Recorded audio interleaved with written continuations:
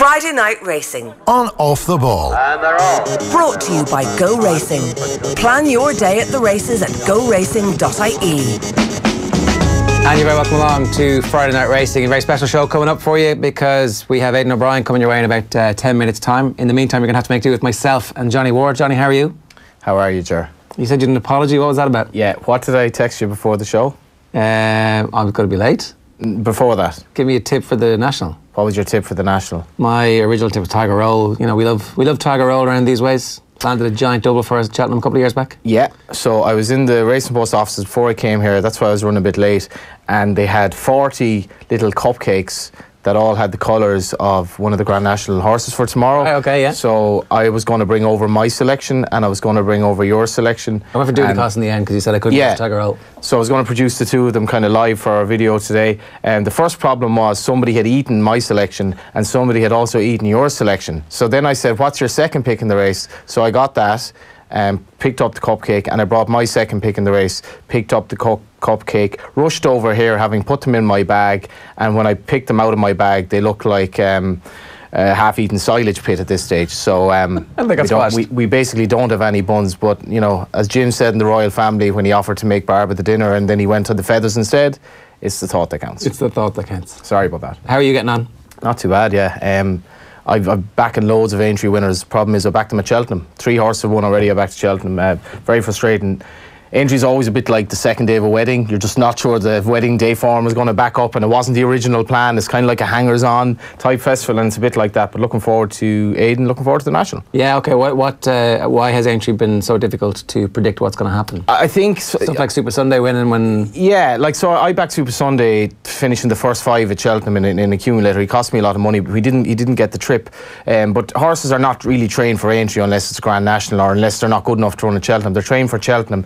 And then, like, you've 3 weeks between Aintree and Cheltenham. So if you train a horse to peak for Cheltenham, 3 weeks later, you can't gun the horse in the 3 weeks prior to that, as Aidan will probably tell you. So you're kind of slightly in the dark as to what sort of form he's going to produce, because this wasn't really the original plan. So you do get kind of some strange results. We obviously had top of the game beaten in the last race there. We had some strange enough results yesterday as well. But the National is, I think this year is a really good National, I have to say. Like, just the whole Tiger Roll story. He's such an unlikely hero. And we've 3 of the greatest jockeys we've ever had who turned 40 or have turned 40 this year riding in the race, and I would suspect one of them won't be riding in it again. I'm just not sure which one. Yeah, so you're talking Ruby, Davy and Barry Gertie. Okay, yeah, okay. Yeah, and Richard Johnson, who's 41, bidding to win the race for the first time and rock the Casbah. So you have 2 lady riders in the race. Woman has never ridden a winner of the National. So I think there are so many stories, and hopefully maybe one of them will come true. All right, I'm going to just tell everybody about this big show we have coming up first before we get into talking about the National in a bit more detail and a bit more about some of the news stories that have been happening. We have a massive show coming your way later this month. It's in advance of Punchestown. Ruby Walsh is going to join us live and in Technicolor in the Alex Hotel in Dublin on Wednesday, the 24th of April, as we preview the grand finale of the jump season. It's the Punchestown Festival. 39 races, 12 Grade 1s, 3 million quid in prize money. It's going to be great. You can get your tickets for that show now. It's a live show. You can come to the show. Yeah, head over to offtheball.com and stay listening over the next few days, because we will be announcing some more very special guests. It's the Punchestown Festival preview on, the Punchestown Festival, obviously the 30th of April to the 4th of May. Our preview is on the 24th of April in the Alex Hotel, and the tickets for our racing shows always go really quick because they're great. Punchestown, it's your kind of town. Punchestown.com. It's not really a town though, is it? It's more of a field, Punchestown. Is it a little village? Their tagline, don't be going... Punchestown is going to be absolutely class this year. We might have Sam Crow, we might have the likes of Saldier, we've all these Richie horses that haven't run, and horses that didn't go to Cheltenham could definitely show up there, and horses who didn't go to Aintree. Without bigging it up, it's going to be pretty spectacular, Punchestown. And Nicky Henderson didn't run a couple of big key horses at Aintree, and everyone is like, ooh, Santini and Altior, I wonder could they actually rock up at Punchestown, which would be, and Nicky loves Punchestown. So, yeah, you know, it's going to be a hell of a festival. It wasn't always as season-ending defining as it is now. It's been an accumulation of loads of good horses. I guess it's kind of part of the boom in Irish racing over the last decade or so. And it's prize money as well. That's part of it. You know, it's excellent prize money. And you know, if things didn't maybe go right for you in terms of Cheltenham or Aintree, this gives you a chance to kind of set the record straight. prize money's so good, and you know, a lot of the English like coming over here and just having a party as well. Yeah, getting some euros in their pockets in advance of whatever is going on with Brexit by that stage might be important. Let's talk a little bit about the national. Why does a race like this take over the public's consciousness over a century the way it has done? I don't know really. And why does this survive when loads of other races and race meetings haven't quite stayed at the same level? Yeah, like it's survived, it's prospered, it's become a different race in the sense that the BHA, I think they've done a good job. I criticise the BHA enough, but I think it has done a good job in changing the fences. It's become a classier race. Like Tiger Roll wouldn't have had a hope in this race 20 years ago. He wouldn't get round, simple as that. But it's just the madcap nature of it, and I suppose it's an exhilarating visual quandary for people who are watching it on TV, and it's got that Saturday afternoon billing, spring going into the summer, and great stories as well in the race. And it's just horses jumping fences that high, so many of them falling. It can be a bit of a grisly spectacle, but it's never waned in terms of, you know, the public kind of affair with it. And it's funny, I think it's the worst race you can have a bet on basically pretty much all year, but it's the most popular race of them all for a bet. Yeah. Such is life. And the festival they've put around has definitely improved in recent years as well. Yeah. When we were kids, the whole notion of there being other days to Aintree, I mean, I don't know even if they had them, but it certainly wasn't publicised. Yeah, it's strange because, I mean, if you looked at some of the races yesterday, they were nearly right up there with Cheltenham, yet there's no real hype about it. It's just Aintree doesn't do it except for the Grand National. It's like, a lot of people would forget to tell you the winners of the Grade 1s at Aintree last year, but they'd never forget the Cheltenham ones. It just has that kind of, as I said, the second day of a wedding feeling about it, where you're just kind of not as up for it at all as you were for the first. But the National is still, I mean, the prize money now, £1 million or whatever it is, it's an incredibly lucrative race, and a race that's been very good to the Irish really in recent years after a fairly poor spell, and I think we'll win it this year as well. Yeah. Who are you picking? I'm going with Annabelle Fly. He was second in the Gold Cup. I'm not sure, you know, the second day of a wedding kind of syndrome. Annabelle Fly wasn't really trained for the Grand National, and it's how he comes out of a gruelling race in the Gold Cup. It's hard to predict that. I think Tony Martin is very pleased with how he is at home, but he was fourth in the race last year. He ran really well. It didn't really go to plan for him. Rathvinden as well for Ruby Walsh, an 11-year-old. He must have a very solid chance. A lot of people will back Tiger Roll, but Christ almighty, you got to get better 7-2 shots than anyone in the Grand National, really. It's too short. It's crazy short. He's 9 pounds higher than last year. I watched the race back as well. Like, he was very nearly brought down last year. What's to say something won't go wrong? Eddie O'Leary was talking this morning. He said he's an absolutely ridiculous price. Now, he would play it down, but I think he's very, very short. Yeah. So it's not that you're opposing him. It's not that you think he's going to get beaten. It's just that you think there's better value. I mean, would I back him I'm not sure I'd back him at 7-1 really if I didn't know the odds before the race. You know, it's a race where you really should be getting 7 or 8 to 1 the field. Annabelle Fly is double figures. A couple of others like Gordon Elliott could definitely spring a surprise. The likes of Dooney Cost, Mala Beach. You know, Pleasant Company second in the race last year. He can't be underestimated.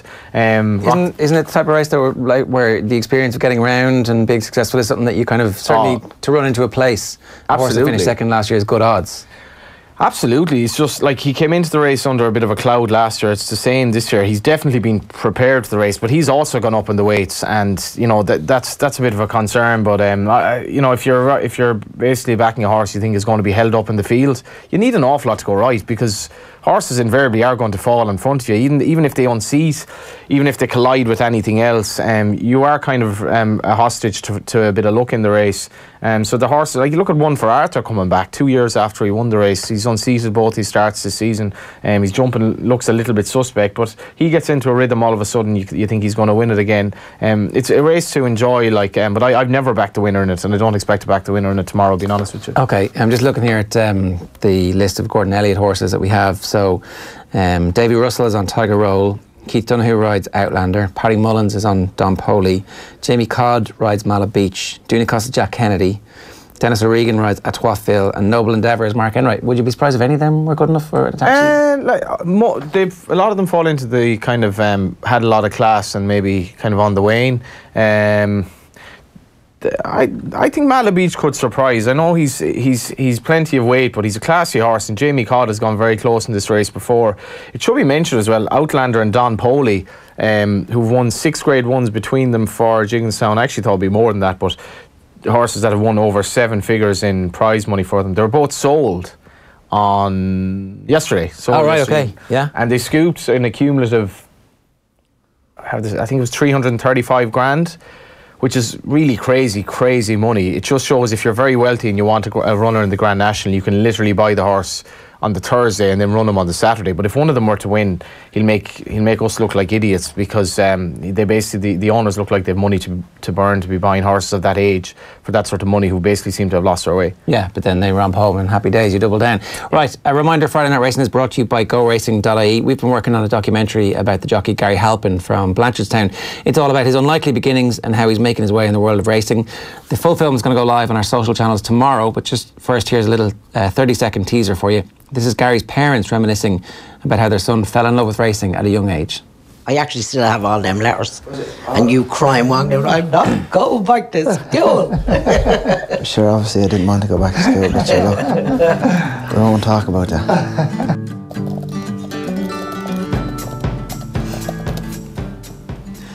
Yeah, that full documentary is coming your way tomorrow afternoon on all of our social channels. Now, let's go live to Ballydoyle and say a very good afternoon to Aiden O'Brien. Aiden, how are you doing? Thanks for talking to us. Your pleasure, Ger. How are you? Yeah, great. Listen, thanks a million for it. We were just chatting a little bit earlier on about some of the stuff we'd like to talk to you about. And this time of year, we've had so many of the flat racing fraternity in, and there's just a sense in spring when everything is possible. All of your 2-year-olds could go on to become absolutely sensational horses. It must be the best, kind of most exciting part of the year for you guys. Yeah, no, thanks, Ger. No, it is. Obviously, everything is doing everything within themselves and very comfortable at this stage. So, obviously, you're dreaming a lot about a lot of horses. So, it is a great time, really. Do you begin to see patterns emerge from year to year where you can kind of pin, even early on before you start doing the hard work with the horses, that you kind of put them in buckets going, okay, you're going to be a sprinter, you've got a bit of stamina, and I think you're going to come good later in the year. How do you kind of judge the horses at this stage? Yeah, no, I suppose obviously the 3-year-olds, we would have had a little idea what they were doing last year, and I suppose and then I suppose the 2-year-olds, you're starting off with the sharp bred horses and physical types at this time of the year that are more mature. So I suppose it's all different with them all, but there would be a pattern from year to year, really. And the work that you do with each of the different types of horses, is it significantly different if you've got a stamina horse or a sprinter? I suppose there is. Obviously, this time of the year with 2-year-olds, they're usually fast enough horses. I suppose then the classic horses are trained more or less the same, because they could be milers or they could be 1.5 mile horses, really, and they could stretch out to 1.6 miles at the end. Would the mild winter as well, Aidan, would that have any difference this year? Because it was so ridiculously mild, there wasn't much frost. Would that have had any effect in terms of, I suppose, your horses where they are for the spring? Yeah, no, I think, Johnny, I think it has been a help. I suppose the last 3 weeks have been a big change, but the winter was good. We've been happy with our horses. Obviously, when we ran them at Leopardstown, we felt after the race that a lot of them were going to improve plenty from their runs. But we were happy. They had done more grass work this year than last year, because the winter was probably heavier and softer last year. But it's always an advantage, really, when it is mild. Is there a template for mile horses that you've kind of honed down over the years, that you start out and you're kind of going, okay, this is how I think I'm going to train this mile horse, and this is how I'm going to train this 1.5 mile horse? Is it just kind of second nature to you now at this stage, given the amount of experience you have? I suppose every horse is different. Just because they're a stayer or a sprinter, it mightn't necessarily mean like that's the way they would want to be trained. I suppose every horse is different. Some take a lot of work, some take very little work.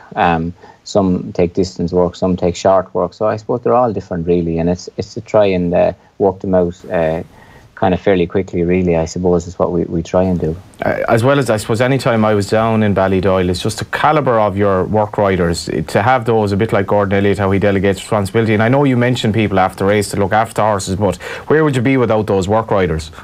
I know, absolutely.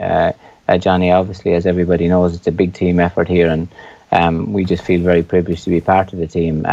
Like you said, we're very lucky to have an awful lot of very special people here, riders and yard people, grounds people, so that's what makes it happen, really. How much of a joy is it to have Dunica for another year as well? Yeah, no, it's good. Obviously delighted. He's a massive help to us. And he did 9 stone the other day in Navan, which was great. So, really delighted, Johnny, really.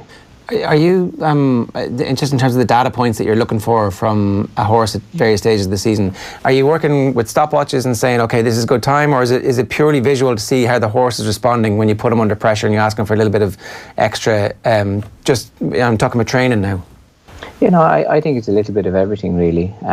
Like all the data is collected, the times and the heart and the bloods, everything about them, their weight, and visually. So it's all kind of part of the mix, I think, and it's all information, and information is always a help. And did you get better at interpreting that data, or was that always something? Because it's not like there's a sudden burst of late success that you kind of go, okay, you've peaked as a trainer. Your success has been very, very consistent from the very get-go. So obviously, initially, when you probably didn't have all that data, you were still doing a lot of the things you're doing now. You're kind of layering on the information and the extra science as you go. Yeah, no, I suppose obviously new things come on board, and we try all the new things. Like I said, it's information, and it's information for everybody else as well. So any information we think we can collect, we collect it, and then when we go start making decisions, if we need to go for it, it's there. So I think everyone has to move forward when you can collect information, and there's a way of doing it. It doesn't have to control you, but it's always a help to have it if you do need it. Yeah, because we talk about this in all sports, and we're kind of fascinated by the people who are successful, particularly now when you've got the ability to monitor the amount of protein in the diet, the amount of fluids, the whatever blood metrics you're taking and analysing and spitting through the science. But sometimes that can be overwhelming if you don't already have a clear vision of what it is you're trying to achieve. Yeah, no, I think so. It's like what you said. You have a feeling, and obviously visually it is very important. And then it's great to have the other information to go on if you want to make a decision, or if you're in a corner or you're looking for something else to push you one way or the other. You don't have to do it, but it's great to have it there if you do need it. Yeah, and just I suppose you have a bit of a milestone this year in terms of the age, but are you as hungry as ever in terms of that joy you have in the spring when the season is coming? I know Kevin Prendergast is 86, so he's a few years in you. Yeah, no, absolutely. Sure, Kevin is unbelievable, man. And like obviously this time of the year, it's an exciting time, really. Like you're dreaming about every horse, really. You have to get them through the winter, and they're after doing all their winter program, and then the work starts building up and getting quicker and faster, and then you just hope that you have enough winter work done to carry them through, and that they stay in one piece, really. You did change though, as a trainer a bit in that, or at least I'm claiming you did, because earlier on when I started following racing, you used to always farm that 5-year-old, 2-year-old maiden, at 5-year furlong 2-year-old maiden at the Curragh, but then later on you kind of seemed to take a more, as the season progresses, approach with your horses. Yeah, I suppose, Johnny, we have a different class or different quality horse now, and more Galileos. Well, and they're horses that might carry on a bit longer through the season. When we started off first, they had to get out there and do it early before the high class horses came out. So I suppose it all depending on the horses that you have, really. So I suppose we're going a little bit more gentle this year or the last few years, and we give them time to progress up through it rather than having them like running first time like it's their last run ever, really. I always find this time of year very exciting in terms of what stallions you're looking out for, and what are your have you any young stallions that we should be keeping an eye out for this year that have their first 2-year-olds? Yeah, no, sure. Listen, I suppose Glen Eagles is the one this year, is first season sire, and American Pharaoh. So like we're very excited with both of them. Very happy with them, and both of them have plenty early looking horses. So. Like what we see of both of them at the moment, you would have to be happy. What do you see in the American Pharaohs? Yeah, no, they're plenty speed, which is, I suppose he got the classic trip. He did it all the way up to 1.5 miles in America, which was, but his stock seemed to have plenty pace. They're good minds and they're good movers. Like you couldn't be happier with what they're doing at the moment. I suppose just to start looking at the season ahead, how exciting is 10 Sovereigns? He's obviously leading fancy for the Guineas, and could he get the mile? I know Dunica was kind of suggesting to me that he's so fast he might not. Yeah, no, like obviously you won't really know until you do it, but there's a good chance that he could. He's very relaxed. He's going through his work very relaxed. He's not panicking or wanting to get anything over and done with quickly or anything. Like the same, you'd have to be very happy with what we're seeing at the moment. Obviously, as we get closer to the Guineas, we will know more every single day. But at the moment, you would be very happy. There's something about his stride at the end of his races that just seems to me to mark him out as a little bit different. He's a very big, easy mover. He's a great capacity. He goes along in second gear, and I suppose that's the way he was at 2. And he always, I suppose, at 2. The last day he ran, when Donncha really wanted him, he did knuckle down for him, which was a great sign, really. Is the ability to say that you don't need them to be running the first race of the season like it's going to be their last ever, is that something that comes with time and experience and just the confidence to go, okay, we're going to plot this now, we've seen the rhythm of the year over a long enough period to go, we don't need to be the big bang start, that actually we'll still hopefully be racing horses in September, October around the world? Yeah, no, absolutely. And I think that's the approach we have taken the last few years, and everybody gives everybody the confidence to do that. And like the year is long, and with those 2-year-olds that are starting now, you're hoping that Ascot is where they'll be ending up. And then if they're good, they'll go on to the end of the year from there. So it is a long game, and there's a lot of races to take part in between now and the end of the year. So I suppose if you're too hard on him now, you might not make that far. In terms of physicality, Magna Grecia would have obviously impressed a lot as a 2-year-old, and how has he come on? Yeah, good, Johnny. We're very happy. He's a lovely mind. He's very laid back. Physically, he's done very well. He's a big, strong, powerful horse now, but he has a great mind. He's out of a Galileo mare too, which is a big help to him, and he's obviously by Invincible Spirit. So, no, we're just having a bit of trouble with that Skype line. Let's see if we can get it back there. Yeah. What was that?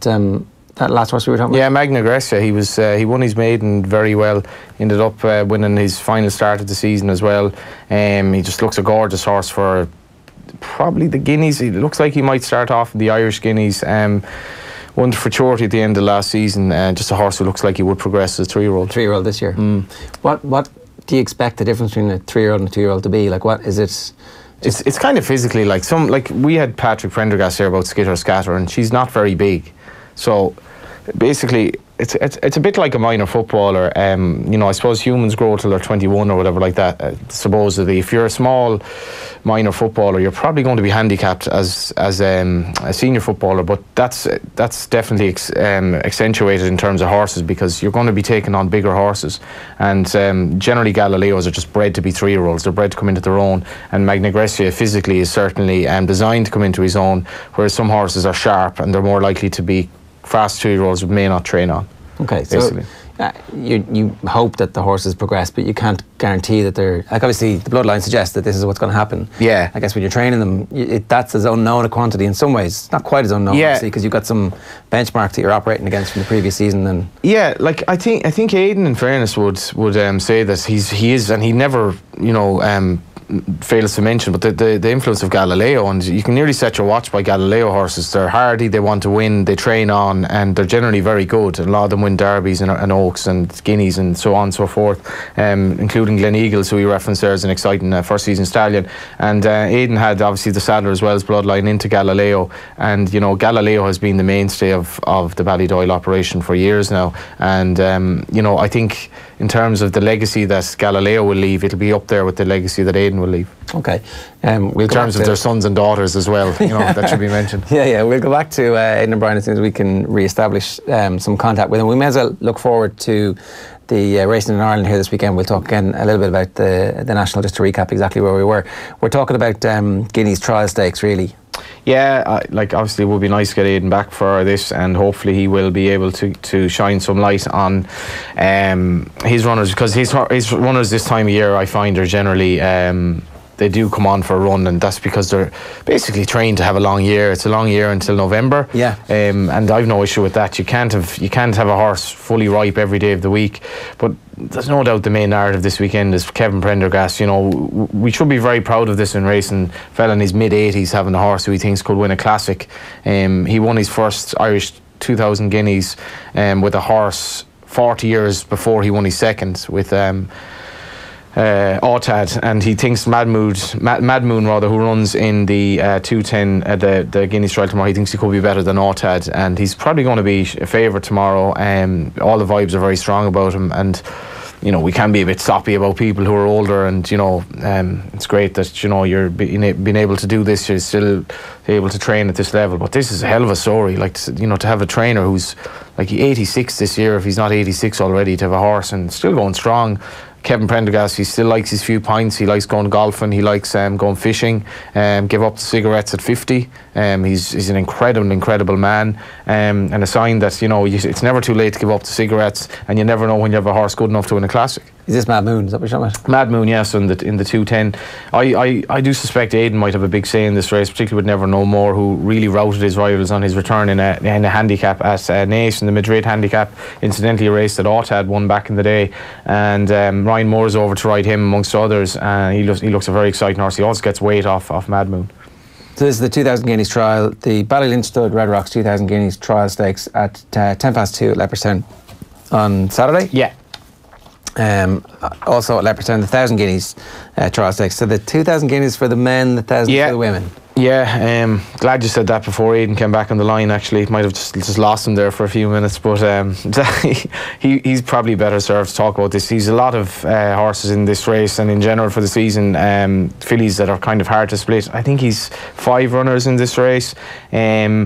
And maybe Zagatova could be the one most interesting, with Ryan Moore taking the ride. I was a bit disappointed in her as a 2-year-old. She's very well bred, and I think she might improve. But Iridessa, who's trained by a son of trained by a son of Aidan in Joseph, ridden by a son of Aidan in Donica, and by the sire, who's the son of Galileo in Ruler of the World, and probably Ruler of the World's best horse so far, probably the one to beat. Okay, so Iridessa, you like her? Yeah, I'd be tense if it's Zagatova. I wouldn't have a strong view on that race, to be honest. Okay, and then 350 at Leopardstown is the P.W. McGrath Memorial Ballysack Stakes. Where do these horses end up?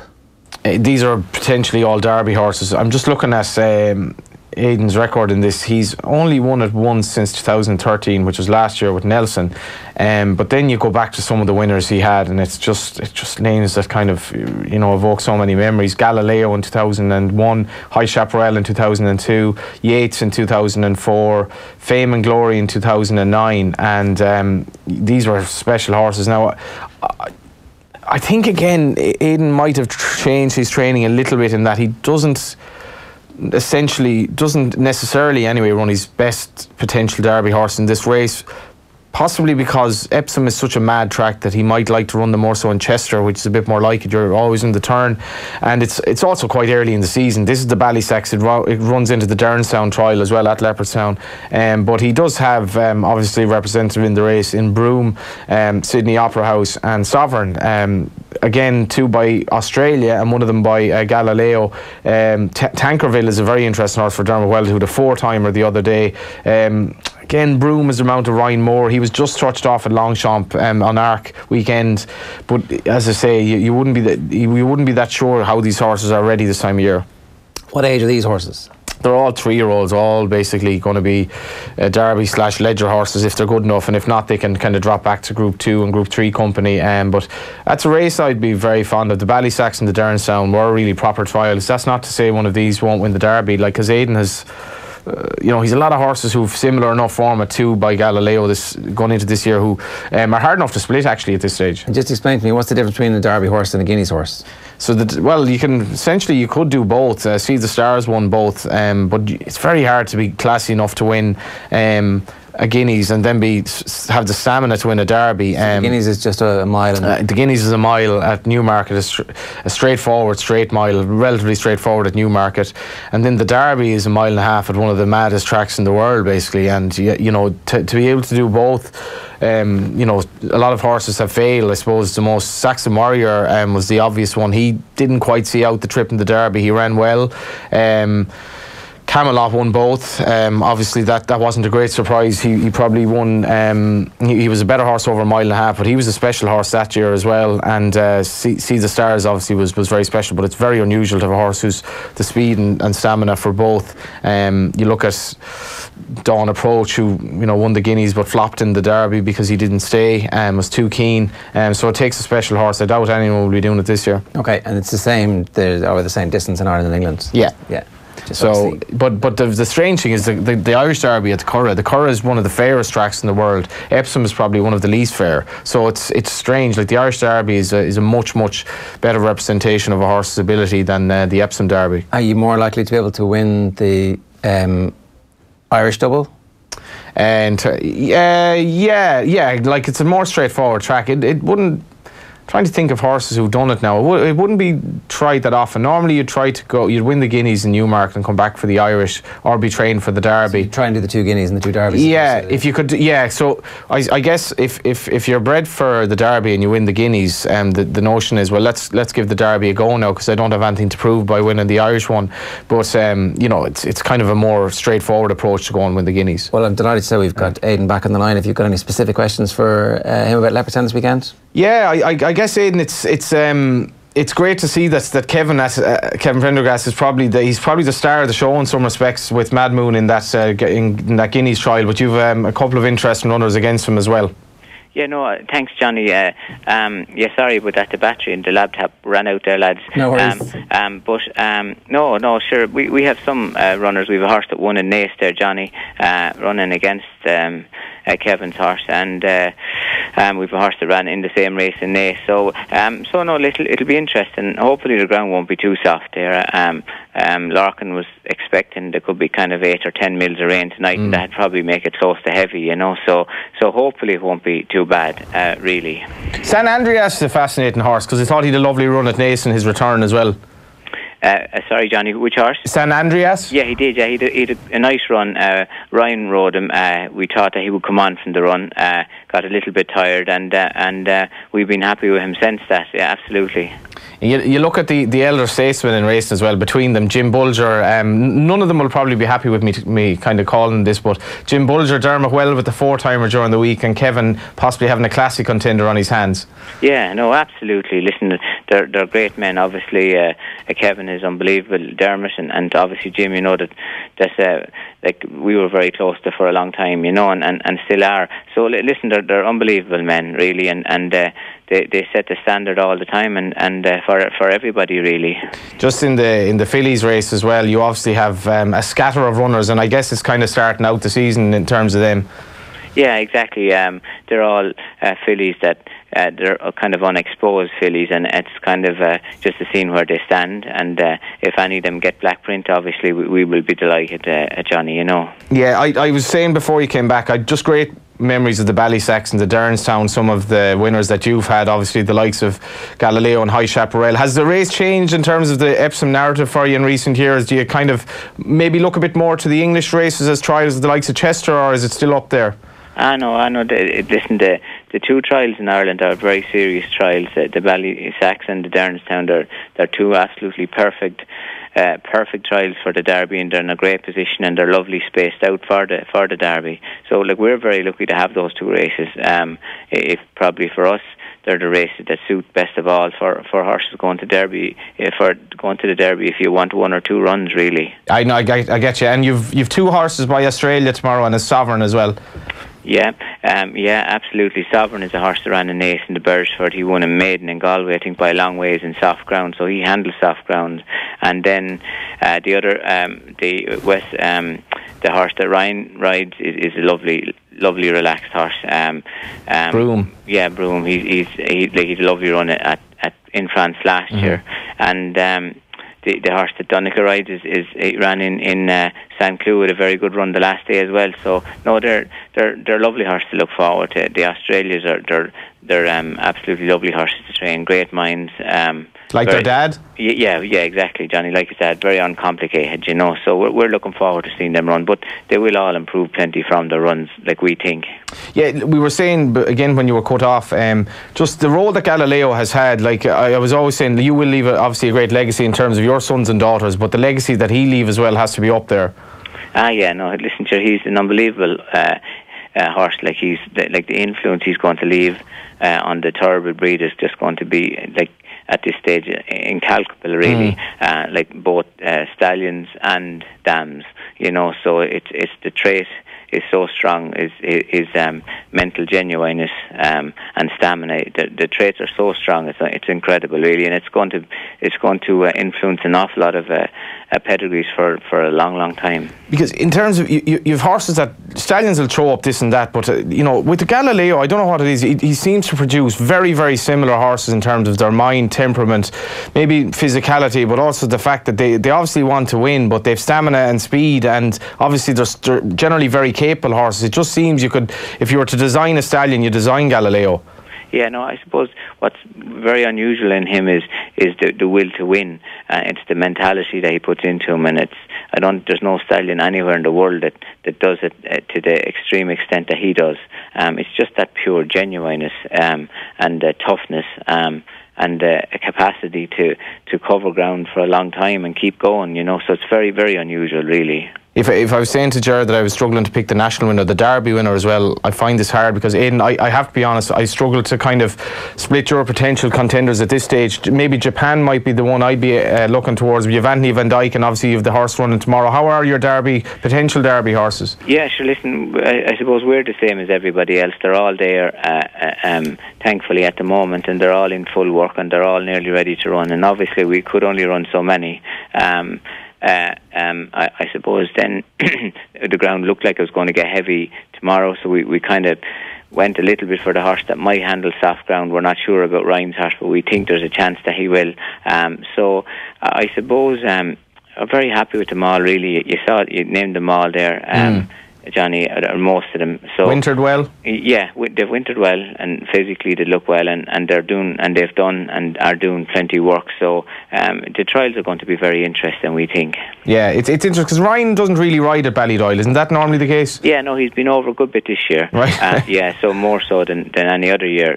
Like obviously he hasn't come that much the other years, but he's been with us a lot more this year, Johnny. He's enjoying the hospitality. I think so, yeah. Absolutely. Can I just go back to Galileo? Did you know when you saw him the first time that this was a special horse? Like, or obviously he has to back up being a special horse with the results too, but like the first time you train him, do you remember that? Is that something you're like, ooh, what's this? Yeah, Jerry, he came from Coolmore, very highly rated horse, kind of the highest rating any horse could really get. And how the lads do that is kind of on physical pedigree and mentality. So the three things are taken into account when the rating is given, and he came with the absolutely top rating. So obviously because of that, he was always looked on as a little bit different. He was trained as a 2-year-old. He'd only one run at the back end, but he was ready to run a few times and didn't run. But he didn't run until maiden in the back end, and he won his maiden, I think 14 or 15 lengths, which is very, very rare, very unusual for a 2-year-old to do that. So I suppose he always had that special tag on him, like the whole way from before he came, when he came, and then when he ran and showed what he could do. Listen, it was extra special, really. When is that rating that you're talking about? Is that an actual number that you get passed over? It is, yeah. It's a number that the lads put on the horses when they come, and like he had the highest. Like would be as kind of high on the scale as they really could come, and so obviously he got that from a very early age in Coolmore. And the older horses this year, who are you most looking forward to? Obviously Kew Gardens sticks out a bit as well. Yeah, it'll be interesting with Kew Gardens. He'll probably look at the Coronation and maybe a run before that. So he's done very well physically. Very happy with him, and like he's a horse that handles nice ground, so he could go there, and he could go those races high summer as well. Yeah, it's interesting you say that as well, because people don't talk about the progression from 3 to 4 physically, even though it can probably be every bit as, I suppose, important as the 2 to 3. Yeah, no, I think so. I think that's where some horses can change an awful lot. Sometimes they don't always change from 2 to 3, but if you're going into a 4-year-old, like sometimes you can see a serious progression, really. And how, just before you go, I guess, how excited are you about your 2-year-olds? Yeah, no, happy with them. Hopefully we'll have runners maybe next weekend. We were nearly going to run something tonight, so we didn't. We said we'd give them another week. So no, they're going lovely. Everything they're doing looks nice at the moment. But like I said, hopefully I think the Curra was next weekend, but I think it's moved to Naas. So hopefully we'll have something running there. Is there any racing fans? They love to kind of pick out a bit of a puzzle and figure it out. Yes. Is there any horse you can give us without naming him, but give us a clue as to a horse to look out for? Maybe like some sort of obscure clue or his pedigree or something. If you want to name him, you can give it too. For our legion of fans. In what way? As a 2-year-old, an unraced 2-year-old. Oh, you want an unraced 2-year-old? Don't need his name, but give us a clue. Yeah, no. Listen, there's a American Pharaoh horse might run next weekend. Listen, if he runs, you have to keep a good eye on him. Okay, that's all we need to know. Yeah. I did have one last question. It's the weekend of the Grand National, and obviously, you know, the early part of your career was festooned with success at National Hunt. Do you miss the National Hunt in or any aspects of it, really? Sure, we would, yeah, absolutely. We'd watch it and very interested in it all the time. Like obviously we love watching it and seeing all this going on and how strong it has become and developed. You know, so no, we get great. I suppose pleasure out of watching it. Absolutely. And would you have any intention of going back to it at any point and getting sucked back in? I suppose at the moment we're very busy and the winters are busy. So I suppose it's to try keep doing what we're doing at the moment anyway. My final question just is, how is Anna keeping? I know she's been very busy on the training side of things, helping you out. Yeah, no, good, Johnny. Everything going good. And delighted. Anna's a big help to us here, and like we're obviously delighted to have her here with us. Listen, thanks a million. You've been great with your time, Aidan. Yeah, pleasure.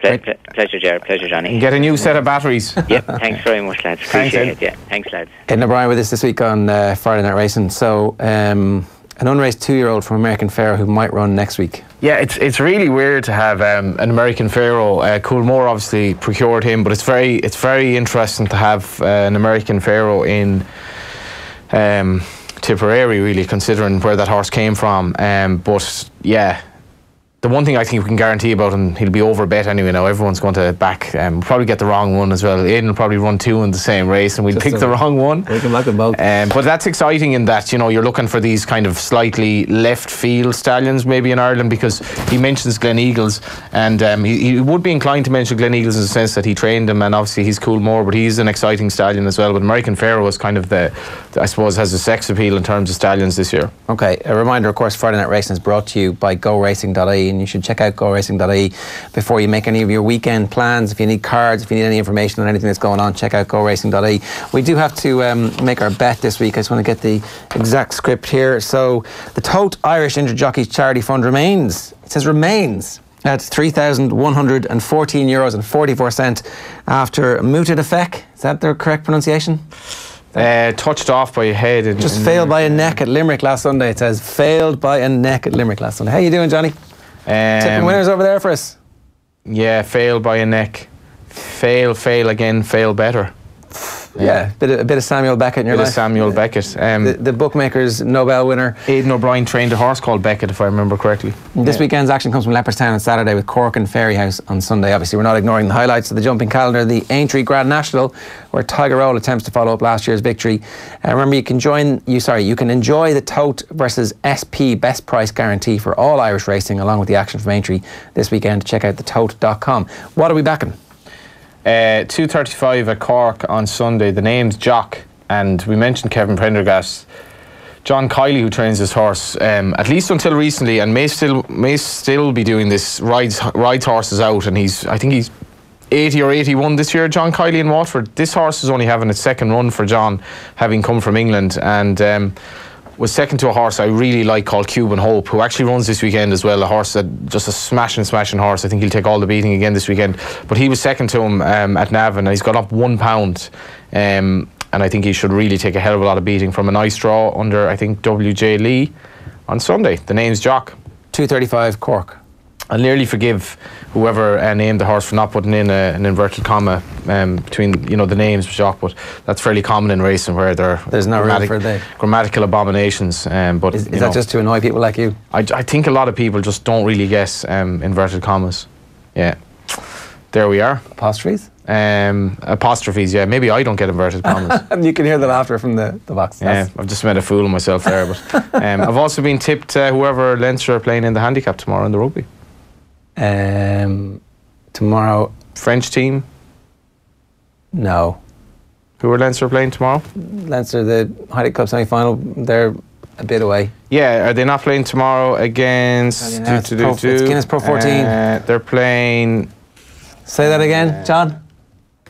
Better than Treviso. But yeah, I've been tipped to back Bent on Treviso on the handicap.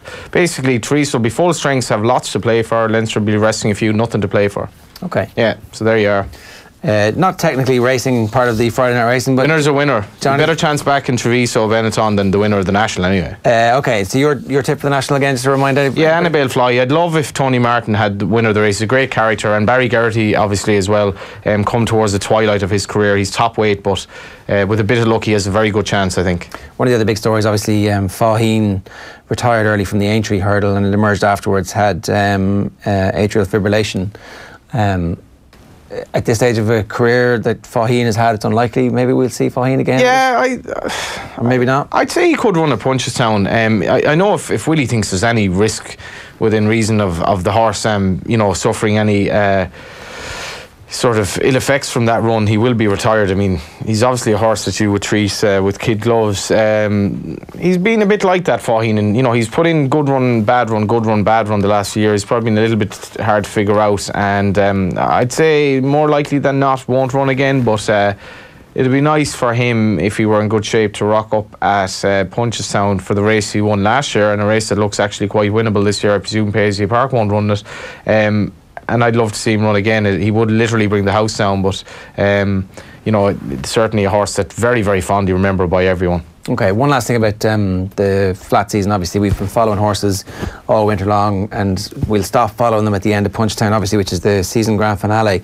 How does the flat season work? Is it the same? Is it we should be picking horses now that we think are going to end up and trying to get ahead of the curve on that, or how does that work? Yeah, so look at, I remember tipping up Kew Gardens to win the Ledger last year.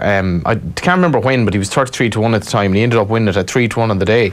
That seems like a long time ago now, and I mean that in every possible way. But in any event, you can look for horses that you think, especially for the Ledger, like a race the bookies aren't looking at, and look for races maybe the Derby is more a race that they're going to look at. But if you look at the Ledger and say that's a horse that Aidan O'Brien is going to run in that race, he's definitely going to stay. He could be 33-50-1 now, and he could be favourite on the day if he progresses. And Kew Gardens actually was slow to get going as a 3-year-old. He's going to run in the Ascot Gold Cup. Look at the Ascot Gold Cup. What do you think is going to run in that race? What do you think is going to run in the Arc there later on in the season? But it's just, there's definitely value there, because not many people right now are backing flat horses anti-post. They're backing for the Grand National, or they're backing this and that. And basically, in Ireland, Michael Collins probably pioneered the act of guerrilla warfare, and betting is like guerrilla warfare. You have to catch the army off guard. They're always on call, but basically you can hit them whenever you want, and it's up to you. And at this time of the year, the army are a little bit kind of, I'd say, vulnerable to races that they just aren't interested in. We need to just get lucky once, Mrs. Thatcher. That kind of... Exactly. And we could do it getting lucky once at the moment. Yeah, all right. On that note, in terms of betting, obviously. On that note, we've got a massive show coming your way later on this month. Ruby Walsh will be joining us in the Alex Hotel in Dublin, live and in Technicolor on the 24th of April as we preview the grand finale of the jump season, which is obviously the Punchestown Festival. 39 races, including 12 Grade 1s and €3 million in prize money. Is the Alex one in town by Stephen's Green? By Marion Square. Yeah, so there's profound racing connection with Alexander Gold and Alexander Banquet, all those horses. Big racing connection. Yeah. The owner owns them both. O'Callaghan, is this? Yeah, that's right. You can get your tickets for that show now on offtheball.com. You can stay listening over the next few days, because we will be announcing some more very special guests. Although we started with a biggie, right? Ruby, who I promised will be in good form that night. It is the Punchestown Festival. Can you promise Ruby to be in good form? April the 30th to May the 4th. You can book your tickets now on punchestown.com. That is the end of Friday Night Racing, and we'll be back next week. He's been in good form today, Ruby, as well, among the winners. Yeah. And go on. What's happened? He he's literally, I have to check this because we've missed the race while we've been on. He obviously won on Kenboy, who was absolutely superb yesterday. Romped home, and today he has won on Min, who won the 2.5 mile race. There you go. All right, well, we missed it obviously because we were by 20 lengths. No way. You're yeah. Safe for broadcast. Clip. We'll fix that on post. Good night. Hope you enjoyed Friday Night Racing. Stay tuned to all of our social channels, particularly youtube.com/off the ball. Just hit subscribe, and every time we go live, we'll let you know with a little ping to your phone. Thanks. Friday Night Racing on Off the Ball. And they're off. Brought to you by Go Racing. Plan your day at the races at goracing.ie.